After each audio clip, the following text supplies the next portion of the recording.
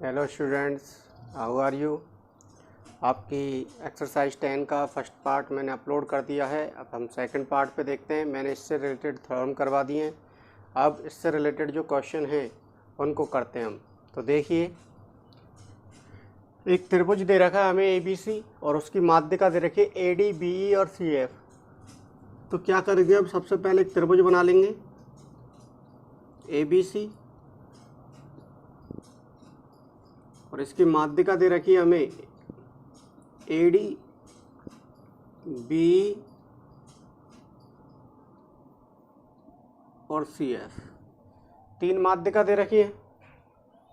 अब क्या करना है, हमें यहाँ पर AG की वैल्यू दे रखी है कितनी, 6 सेंटीमीटर, और B की दे रखी है पूरी। तो ये मान लिखने के बजाय हमें जो वैल्यू ज्ञात करनी है, देखो कौन कौन सी ज्ञात करनी है, 1 2 3 वैल्यू ज्ञात करनी है। तो आपको करना क्या है, माध्यिकाओं का एक भाग दे रखा है या पूरी माध्यिका की लंबाई आपको दे रखी है, उसका कुछ भाग या पूरी माध्यिका आपसे पूछी जा रही है। तो आपको पता है कि जो केंद्रक होता है G, ये G पर प्रतिच्छेद कर रही है। तो केंद्रक जो होता है G, वो क्या करता है, माध्यिकाओं को 2:1 में विभाजित करता है। तो 2:, कल मैंने बताया था कौन सा होता है, ऊपर वाला होता है। तो निचला वाला अनुपात कितना हुआ, 1। ये 2 अनुपात है, तो ये अनुपात कितना हो जाएगा, 1। और ये 2 अनुपात है, तो ये अनुपात कितना हो जाएगा, 1। तो इसी के द्वारा हमें कैलकुलेशन करनी है। तो समझो क्या लिखना है हमें, चूंकि केंद्रक G माध्यिकाओं को 2:1 में विभाजित करता है,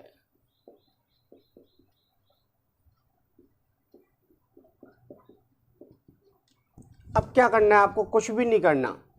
एक बात ध्यान रखनी है, जो मान दे रखा है उसको लिख देंगे। आप अंश और हर में कैसे भी लिख सकते हैं, ठीक है। तो क्या करना है आपको, जैसे कि इसलिए AG का अनुपात यानी बटे निकालेंगे आप किसके साथ। अब AG का कौन सा हिस्सा है, AG ये रहा। तो AG का हिस्सा यानी इसी माध्यिका से रिलेटेड आपको भाग लेना है। जो माध्यिका का मान आपको दे रखा उससे ही संबंधित, या जो मान आपको ज्ञात करना उससे संबंधित। तो AG का संबंध किसके साथ है, GD के साथ या फिर AD के साथ। तो हमें निकालना क्या है, AG तो दे रखा है और निकालना क्या है आपको बताइए, तो GD निकालना है। और GD AD का ही क्या है, भाग है। तो आप बटे में क्या कर देंगे, GD। और आप देखिए अब अनुपातों को ढूंढिए। अब AG का अनुपात कितना है, 2, और GD का अनुपात कितना है, 1। तो आप लिख देंगे 2:1 यानी 2/1। हो गया यहाँ तक। अब मान रख दो आप, AG का मान कितना, 6 बटे GD बराबर 2/1। तो 2 गुणा GD हो जाएगा और बराबर 6 × 1 हो जाएगा। तो GD बराबर कितना आ जाएगा, 3 सेंटीमीटर। एक मान आ चुका है, दूसरा मान निकालना है। तो इसी प्रकार करके क्या करना है, अब क्या दे रखा है आपको, BE। और BE के संगत इनमें से कौन सा भाग होगा, BG होगा। देख लो अब, BE और BG, तो बटे BG कर दिया। और BE का अनुपात कितना होगा, पूरी माध्यिका ले रखी देखो BE, तो 2 और 1 कितना होता है, 3। तो 3 आ जाएगा ये तो। और BG का अनुपात कितना होता है, BG का देखो कितना होता है, 2। अब मान क्या दे रखा, B बराबर कितना दे रखा, 9 बटे BG बराबर 3/2। तो 3 गुणा BG से हो जाएगा, तो 3 BG और 9 गुणा 2 हो जाएगा। तो BG बराबर कितना आ जाएगा, 9 × 2/3। तो 3 से 9 कितनी बार कट जाएगा, 3 बार। तो BG बराबर आ जाएगा 6 सेंटीमीटर, आंसर। दोबारा से इसी प्रकार करके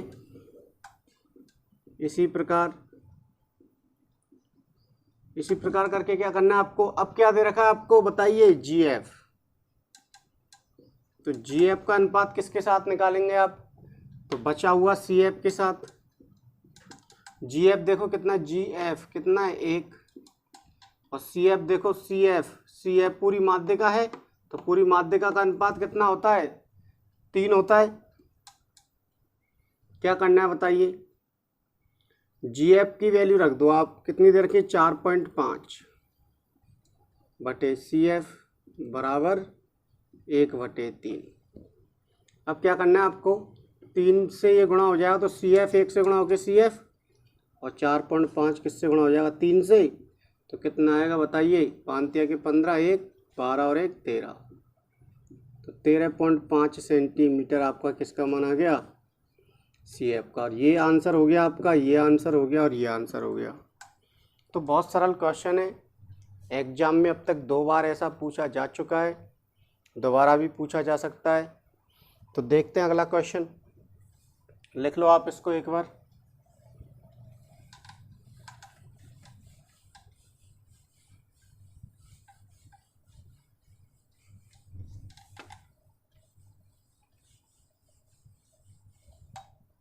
देखिए अगला क्वेश्चन है, यदि आपको माध्यिकाएं इसी प्रकार दे रखी हैं, G पर प्रतिच्छेद करती हैं, तो अब हमें सिद्ध करना है। और क्या सिद्ध करना है देखिए, तो सिद्ध कीजिए कि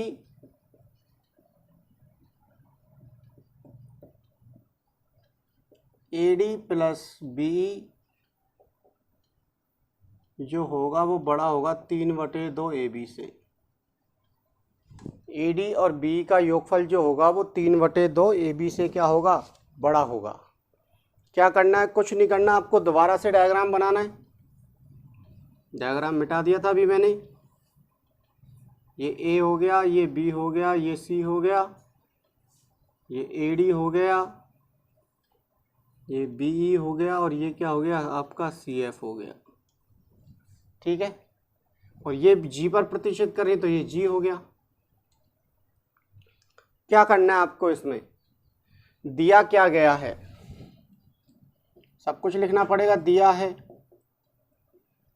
AD, BE, CF त्रिभुज ABC की माध्यिका है।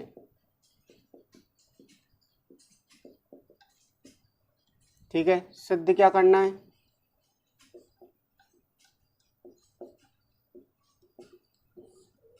कि AD प्लस BE जो होगा वो बड़ा होगा 3/2 AB से।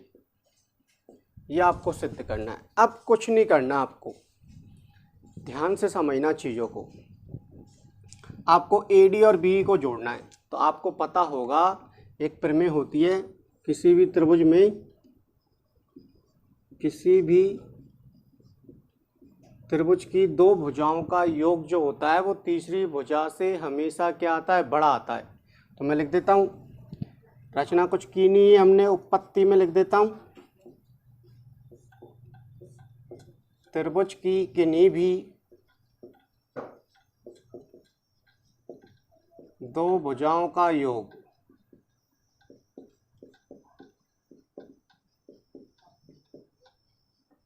तीसरी भुजा से क्या होता है, अधिक होता है। समझ में आ रही नहीं आ रही है?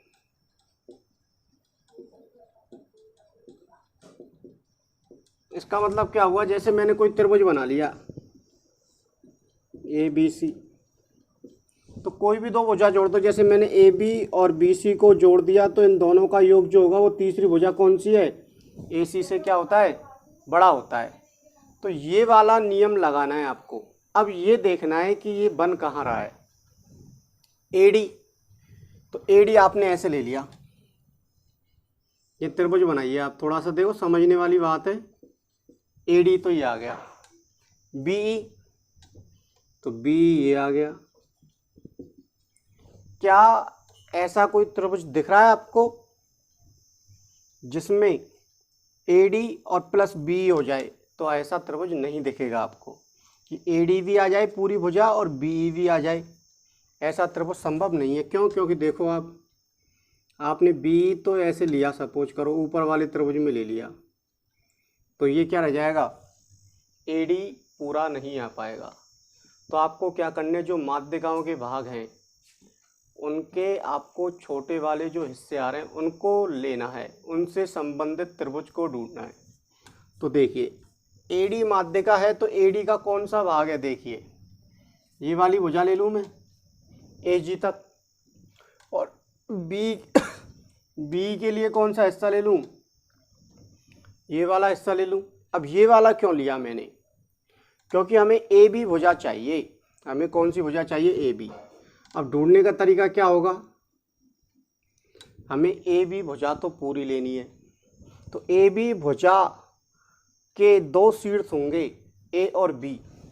तो ए और बी कहाँ पे जाके मिल रहे हैं, तो एक तो ए और बी मिल रहे हैं सी पे आके, तो सी पे आके मिल रहे, तो इसमें तो क्या आ गई, आपकी भुजा आ गई यदि आप ये वाला बोलेंगे तो। लेकिन आप ए और बी को दोबारा देखेंगे तो कहाँ पे आके मिल रहे हैं, जी पर। तो जी पर आके मिल रहा है, यानी कि इस तरह से एक त्रिभुज बन रहा। देखो ये ए हो गया, ये बी हो गया, और ये क्या हो गया, जी हो गया। तो बताइए ए बी कंप्लीट आ रही नहीं आ रही। और माध्यिकाओं के कुछ भाग आ रहे हैं, आ रहे नहीं आ रहे। तो आप क्या लिखेंगे, त्रिभुज ए बी जी में, त्रिभुज ए बी जी में। अब लिखने का क्रम भी ध्यान होना चाहिए। आपको ए बी से बड़ा लाना है, ए बी से बड़ा लाना है, तो इसका मतलब अन्य दो भुजाओं को जोड़ दो आप। तो अन्य दो भुजाएं कौन कौन सी है, ए जी और बी जी। बड़ी किससे आ जाएंगी, ए बी से। और ये समीकरण कितना हो जाएगा, 1। अब आपको कुछ नहीं करना, एक मान तो ये है, ए जी नहीं चाहिए आपको, क्या चाहिए, ए डी चाहिए। और ऐसे बी जी नहीं चाहिए आपको, क्या चाहिए, बी ई चाहिए। तो आप लिख देंगे चूंकि केंद्रक माध्यिकाओं को 2:1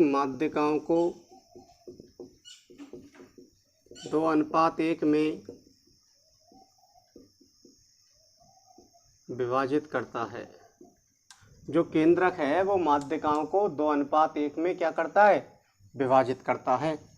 तो इसका मतलब आपको क्या करना है, ए जी बराबर निकालना है। तो ए जी के बटे में, ए जी चाहिए, ए जी दे रखा है, और ए डी चाहिए। तो ए जी बटे क्या कर देंगे, ए डी कर देंगे। क्यों, क्योंकि ए जी का मान आपको किसके रूप में लेके आना है, ए डी के रूप में लेके आना है। और ए जी का अनुपात कितना होगा बताइए, 2 होता है ऊपर तो, और ए डी का अनुपात कितना होता है, 3। तो इस प्रकार आप ए जी बराबर कितना आ जाएगा, 2/3 ए डी आ जाएगा। समीकरण नंबर कितना हो गया, 2।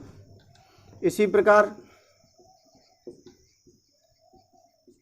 क्या है, बी जी है। तो बी जी का अनुपात किसके साथ निकालो, बी के साथ। तो बी जी बी ई का, बी जी देखो ये रहा, कितना अनुपात है इसका, 2। बी का अनुपात कितना है, 3। तो बी जी बराबर आ जाएगा 2/3 बी ई। ये आ गया समीकरण नंबर 3।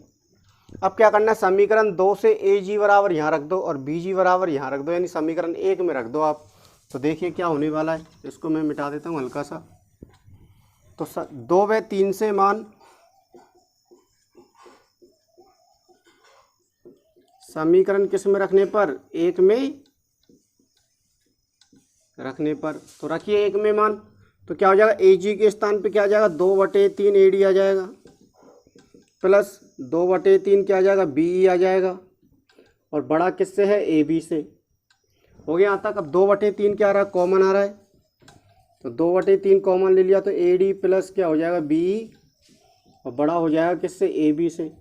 अब आपको 2/3 इधर चाहिए ना, देख लो इधर चाहिए नहीं चाहिए, तो आप इसको इधर ले जाइए। तो A D plus B E बड़ा है। अब ये इधर लेके आएंगे तो 3 अंश में आ जाएगा और 2 कहाँ जाएगा, हर में, बड़ा ए बी से। और आपका क्या आ गया, ये रिजल्ट आ गया, और ये हो गया आपका सिद्ध। तो बहुत ही सरल कैलकुलेशन है, ज़्यादा कठिन कैलकुलेशन नहीं है। आपको अनुपात लगाने हैं बस, और अनुपात कैसे लगाना है आपको बता दिया, क्या चाहिए और क्या दे रखा है, या किसको किस रूप में बदलना है। तो जैसे ए जी को हमें ए डी के रूप में बदलना है, तो ए जी और ए डी का अनुपात हमने क्या कर लिया, लगा लिया। अब ए जी को ए डी के रूप में क्यों बदलना है, क्योंकि ए जी और ए डी एक ही माध्यिका के क्या है, भाग है। हाँ तो स्टूडेंट्स देखिए अगला क्वेश्चन क्या है। किसी त्रिभुज की 3 माध्यिकाएं हमें समान दे रखी हैं, तो हमें सिद्ध करना है कि वह त्रिभुज जो होगा वो समबाहु त्रिभुज होगा। और इसके अलावा एक क्वेश्चन और है कि यदि 2 माध्यिकाएं समान हो तो वह समद्विबाहु त्रिभुज होता है, वह समद्विबाहु त्रिभुज होता है। तो ये क्वेश्चन भी इसी तरह से होगा, इम्पोर्टेंट है ये भी, तो आप देख लेना उसको भी करके, उसको भी करके आप देख लेना। 3 माध्यिका हैं, ये बिंदु G पर प्रतिच्छेद करती है, ठीक है। और अब दे क्या रखा है, दिया है AD, BE, CF 3 माध्यिकाएं हैं। और क्या दे रखा है कि AD जो है वो BE के बराबर है और BE जो है वो CF के बराबर है। सही हो गया यहाँ तक। अब क्या करना है आपको, आपको निकालने हैं अनुपात। तो अनुपात कैसे निकालेंगे आप बताइए, अनुपात कैसे निकालेंगे। मैंने सिखा दिया आपको कि AG बटे क्या कर लो आप, AD कर लो, AG अनुपात AD कर लो। तो चूंकि केंद्रक माध्यिका को क्या करता है,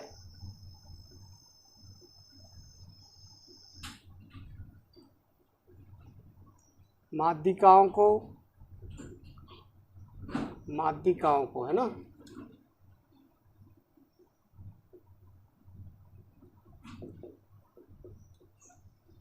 दो अनुपात 1 में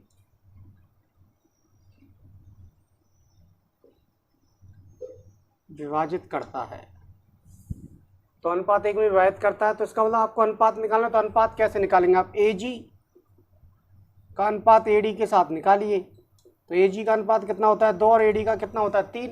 तो AG जो आएगा वो आ जाएगा 2/3 AD, ठीक है। इसी प्रकार यदि BG निकालना चाहें आप तो वो किसके बराबर आ जाएगा, 2/3 BE के बराबर आ जाएगा। और ऐसे ही CG निकालना चाहें आप तो 2/3 किसके आ जाएगा, CF के आ जाएगा। आएगा नहीं आएगा, इसी प्रकार करके। लेकिन आप देख रहे हैं कि AD, BE और CF क्या है, आपस में बराबर हैं। तो ये तीनों को मैंने समीकरण नंबर 2 दे दिया। तो 1 व 2 से क्या कह सकते हैं हम बताइए कि AG बराबर होगा BG के और BG बराबर होगा CG के। और बराबर सभी किसके हैं बताइए, इन तीनों के बराबर हैं। तो हो गया यहाँ तक। अब इसको हमने समीकरण नंबर कितना दे दिया, 3। तो इसी प्रकार क्या होगा बताइए आप, ये तो कौन से हिस्से हो गए इन माध्यिकाओं के, शीर्ष वाले हिस्से हो गए। अब बचे हुए जो हिस्से हैं वो भी तो बराबर होंगे आपस में। तो इसी प्रकार कौन कौन से, DG बराबर किसके हो जाएगा बताओ, GF बराबर किसके हो जाएगा, GE के। और समीकरण नंबर क्या हो जाएगा, ये 4। अब कुछ नहीं करना आपको, बहुत सरल कैलकुलेशन है। इसके बाद क्या करना है आपको, इसमें से ऐसे त्रिभुज छांटने हैं जो सर्वांगसम हो सकते हैं।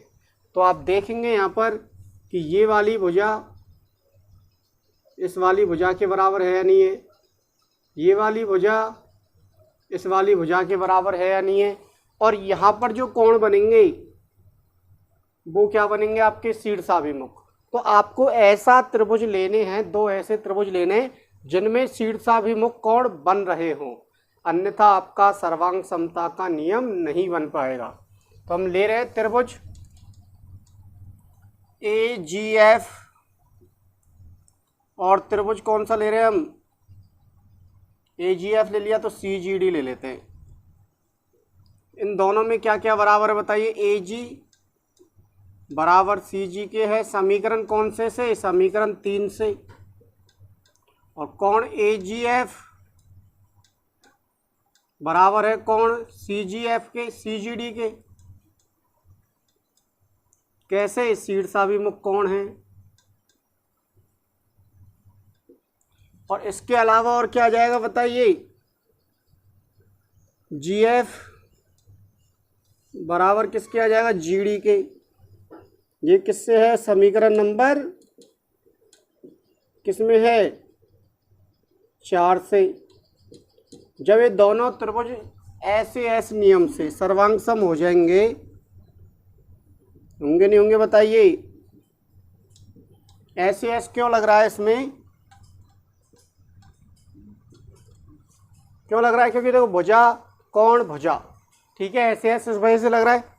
तो ये सर्वांग सम हो गए। और सर्वांग सम त्रिभुजों के संगत भाग क्या होते हैं बताइए? बराबर होते हैं। तो बराबर होते हैं तो इसका मतलब क्या हो जाएगा कि इसकी भुजा AF और इसकी भुजा कौन सी CD बराबर हो जाएंगे किससे? CP CT से। और आप यहाँ पर 2 से गुणा कर दो दोनों तरफ। 2 से गुणा क्यों कर रहे? या फिर आप AF बराबर क्या लिख सकते हैं? AF जो होगा वो AB का आधा हो जाएगा और इसके अलावा CD जो है वो BC की आधी हो जाएगी। क्यों? चूँकि CF तथा AD माध्यिका है। क्या है? माध्यिका है। और माध्यिका क्या करती है बताइए?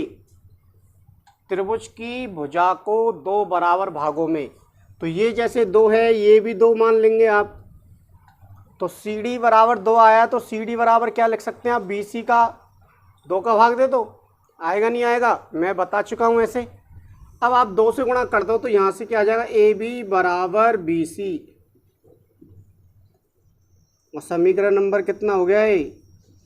5 हो गया। इसी प्रकार अब दूसरा त्रिभुज ले रहे हो आप, कौन सा? AGE।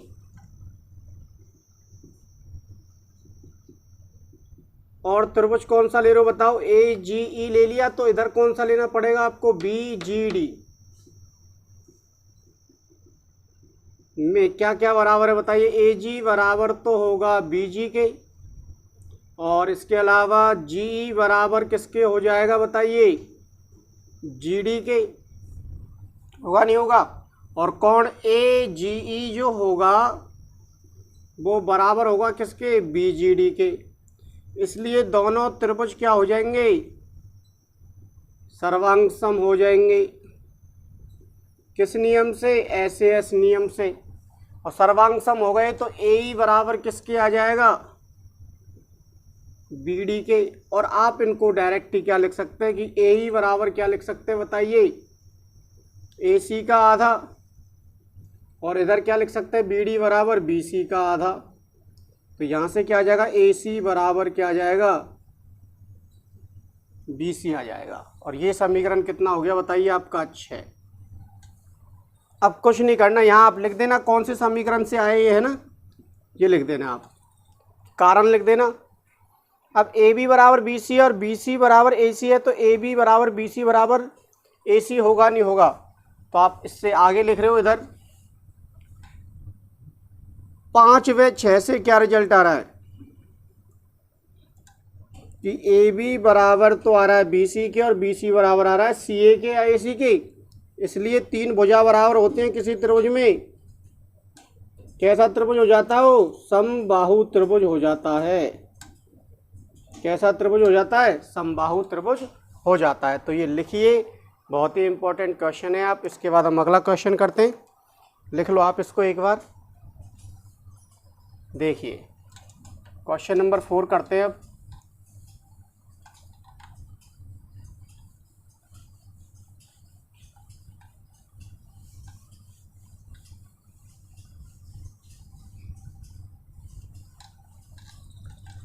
क्वेश्चन नंबर 4 क्या है?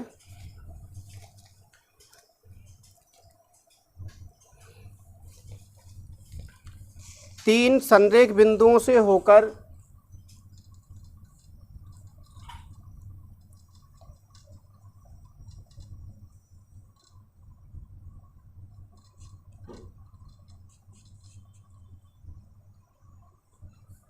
जाने वाले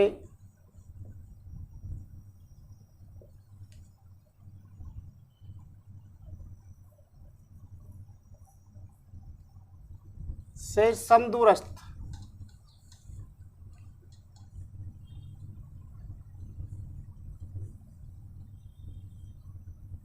बिंदु का बिंदुपथ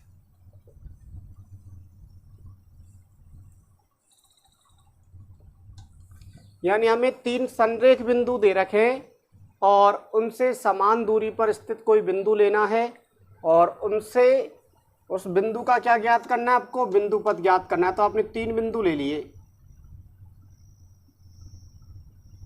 और ये मान लिया आपने बिंदु P जो है वो इनसे क्या है, समदूरस्थ है, तो आपने ऐसे कर लिया, ये वाली दूरी और ये वाली दूरी क्या है, समान है, तो दिया है।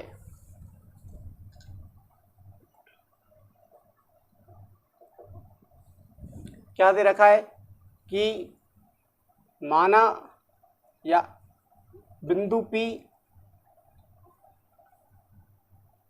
A, B, C से, बिंदु P जो है वो A, B, C से, या ऐसे लिख सकते हैं बिंदुओं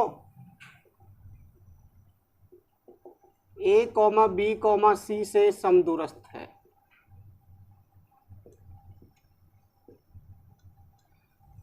समदूरस्थ है, इसका मतलब क्या रिजल्ट आएगा बताइए आप, कि AP बराबर आ जाएगा आपका BP के, और BP और ये आ जाएगा CP के। अब एक प्रमेय पढ़ाई थी मैंने आपको, क्या पढ़ाई थी, जैसे ये दो बिंदु हैं A और B, तो इनसे समदूरस्थ कोई बिंदु P है, तो बिंदु P का जो बिंदु पथ होगा वो AB का क्या होगा, लंबवर्धक होगा, और AB का लंबवर्धक हम खींच रहे हैं L, और इसका लंबवर्धक खींच रहे हम M, ठीक है। तो आपने रचना कर दी, क्या रचना कर दी कि L तथा M क्रमशः AB तथा BC के लंब समद्विभाजक हैं।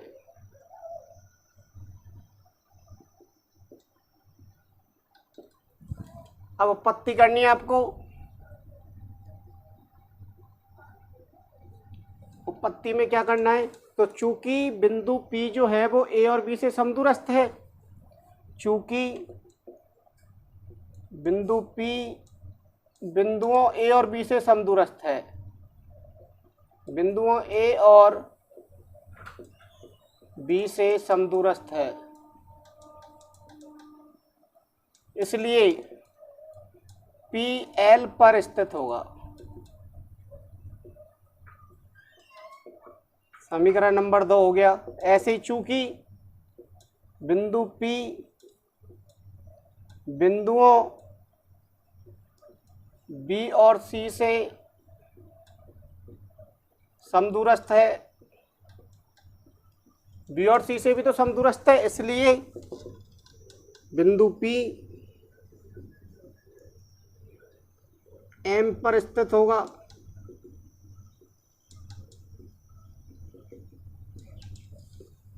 ध्यान से समझना, कुछ नहीं है, मैं समझाऊंगा, अभी रुक जाओ, ये भाषा लिख देता हूँ।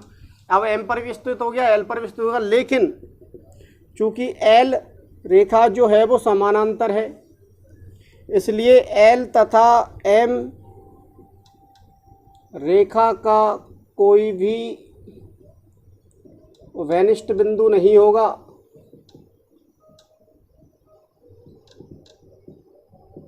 अतः बिंदु P रेखाओं L तथा M में से किसी एक पर स्थित हो सकता है।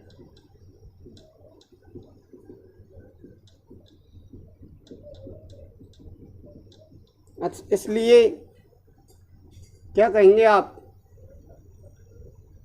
तीन संरेख बिंदुओं से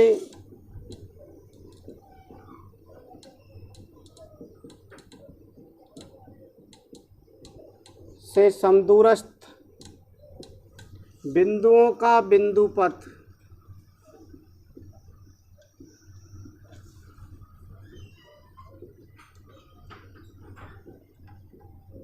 संभव नहीं है। अब मैंने क्या लिख दिया क्या नहीं लिखा, देखो सीधी सी लैंग्वेज में समझो आप। मैंने क्या सिखाया था कि यदि बिंदु P A और B से समान दूरी पर है, इसका मतलब P का जो बिंदु पथ होगा या P जो होगा वो कहाँ पर स्थित होगा बताइए। P जो बिंदु होगा वो AB के लंबवर्धक पर स्थित होगा। तो यहाँ पर AB का लंबवर्धक क्या है, L है।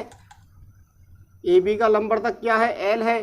और ऐसे ही BC का लंबवर्तक क्या है बताइए, M है। तो इसका मतलब P जो है वो A और B से समदूरस्थ है, तो L जो बिंदु P है वो L पर होना चाहिए था।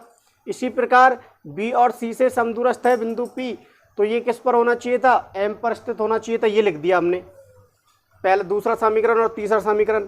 लेकिन आपको पता है कि दो लंबवत रेखाएं परस्पर क्या होती हैं, समांतर होती हैं। दो लंबवत रेखाएं परस्पर समांतर होती हैं, और आपको पता है कि समांतर रेखाओं का कोई भी विनिष्ट बिंदु नहीं होता। तो समांतर रेखाओं का कोई भी विनिष्ट बिंदु नहीं आएगा, तो विनिष्ट बिंदु नहीं आएगा तो इसका मतलब बिंदु P न तो L पर स्थित होगा न M पर स्थित होगा, यानी दोनों पर स्थित नहीं हो सकता, केवल एक रेखा पर स्थित हो सकता है। तो जब एक रेखा पर स्थित होगा ही, तो हमको तो दोनों पर स्थित करना था, तो इसलिए ऐसे बिंदुओं का बिंदुपथ संभव नहीं है जो कि तीन संरेख बिंदुओं से क्या हो, समदूरस्थ हो। तो ये हुआ हमारा ये अगला क्वेश्चन, इसको लिखिए। इसके बाद हम एक और क्वेश्चन करते हैं। देखिए कुछ नहीं है, बस इसमें भाषा से, लैंग्वेज से समझ में नहीं आएगा, चित्रों से समझ में आएगा, डायग्राम से समझ में आएगा। अब देखते हैं अगला क्वेश्चन क्या है। क्वेश्चन नंबर 5 लास्ट क्वेश्चन है, और इसके बाद एक होमवर्क में दूंगा मैं। त्रिभुज ABC का लंब केंद्र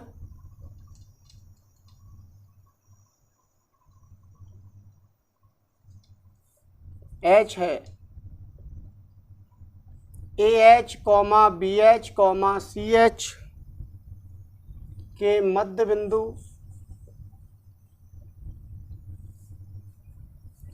X, Y, Z है।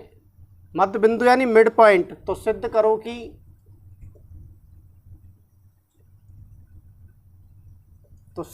कि त्रिभुज XYZ का लंब केंद्र भी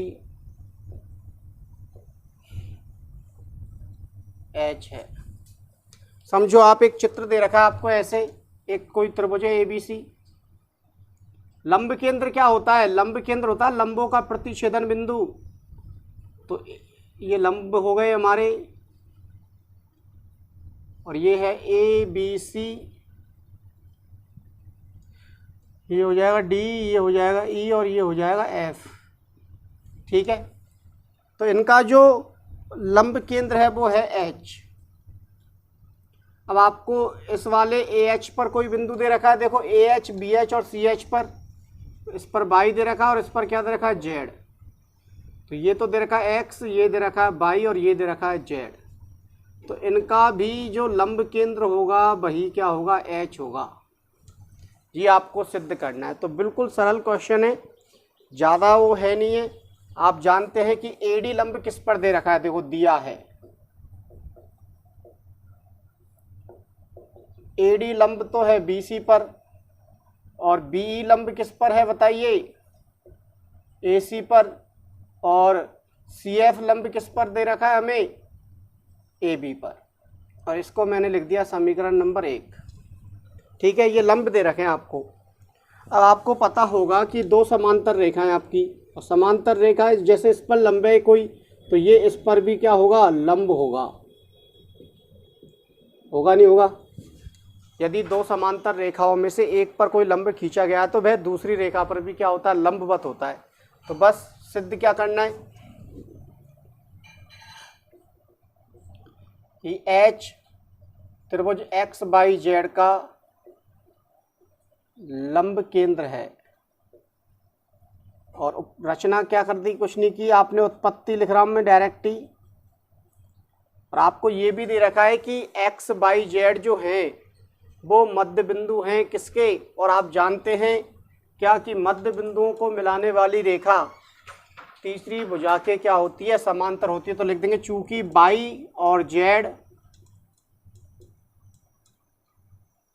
भुजा किस किस के, BH और Z किसका है, CH के मध्य बिंदु हैं। और मध्य बिंदु होते हैं तो मध्य बिंदु है, ये दोनों मध्य बिंदु हैं, तो मध्य बिंदुओं को मिला दिया हमने। मध्य बिंदुओं को मिलाकर कौन सी रेखा आई, YZ। YZ जो होगी वो BC की क्या आ जाएगी, समांतर आ जाएगी। और क्या दे रखा है हमें कि AD लंब किस पर है, BC पर। AD लंब BC पर है तो समांतर भी हो गई और लंबवत भी हो गई। इसका मतलब जो AD होगा वो लंबवत होगा नहीं होगा, बताइए, XY पर। समझना आप, AD BC पर लंबवत है, AD और YZ और BC क्या है, देखो समांतर है। ऐसे समझ लो, ये YZ हो गया, ये BC हो गया, और ये है आपका क्या, D। समझ में आ रही बात। और ये है आपका H और ये है आपका A। तो AD लंब है BC पर और ये YZ और ये दोनों समांतर हैं, तो ये AD जो होगा वो YZ पर भी क्या हो जाएगा, लंब हो जाएगा। ठीक है, यहाँ तक आ गया समीकरण नंबर 2। इसी प्रकार ऐसे क्या हो जाएगा कि जो BE है वो लंब किस पर हो जाएगा, बताइए, XZ पर। होगा नहीं होगा। और इसी प्रकार CF है वो लंब किस पर हो जाएगा, बताइए, XY पर। तो ये 3 हो जाएगा, ये 4 हो जाएगा। और चूंकि लंबों का प्रतिच्छेदन बिंदु क्या होता है, लंबों का प्रतिच्छेदी बिंदु लंब केंद्र कहलाता है। तो आप देख लीजिए, XYZ त्रिभुज में यहाँ पर लंब हो जाएगा, ये यहाँ पर लंब हो जाएगा और ये यहाँ पर लंब हो जाएगा। तो ये जो लंब मिल रहे हैं, देखो, ये वाला लंब, ये वाला लंब और ये वाला लंब कहाँ पे आके मिल रहे हैं, H पर मिल रहे हैं। तो इसलिए आप कह देंगे कि H त्रिभुज XYZ का भी क्या हो जाएगा, लंब केंद्र होगा। और यही आपको क्या करना है, सिद्ध करना है। ठीक है, आप थोड़ा सा इसको और लंबा कर सकते हैं, यही पॉइंट आप दोबारा लिख सकते हैं 2 बार, और मैंने इसी प्रकार करके लिख दिया है। आप ऐसे ही Y और Z भुजा BH और CH के मध्य बिंदु हैं, तो आप ऐसे ही लिख सकते थे, X तथा Z भुजा AH तथा CH के क्या है, मध्य बिंदु हैं। तो आप 2 लाइन और बढ़ा सकते हैं इसमें। तो ठीक है, तो ये भी क्वेश्चन हुआ हमारा अगला। अब एक लास्ट क्वेश्चन है, वो आपको प्रैक्टिस वर्क में करना है कि 2 माध्यिकाओं का योग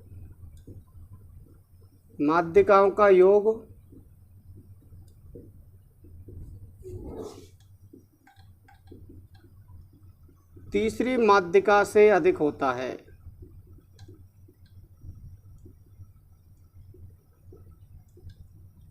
ये आपका प्रैक्टिस वर्क का क्वेश्चन हो गया।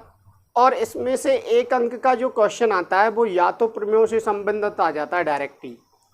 प्रमेयों से संबंधित जो प्रमेय है कि केंद्रक क्या होता है, 3 माध्यिकाओं का प्रतिच्छेदी बिंदु होता है, बिंदु पथ पूछ लेता है हमसे कि घड़ी के पेंडुलम का बिंदु पथ क्या होता है, तो क्या होता है, अर्धवृत्त का चाप होता है।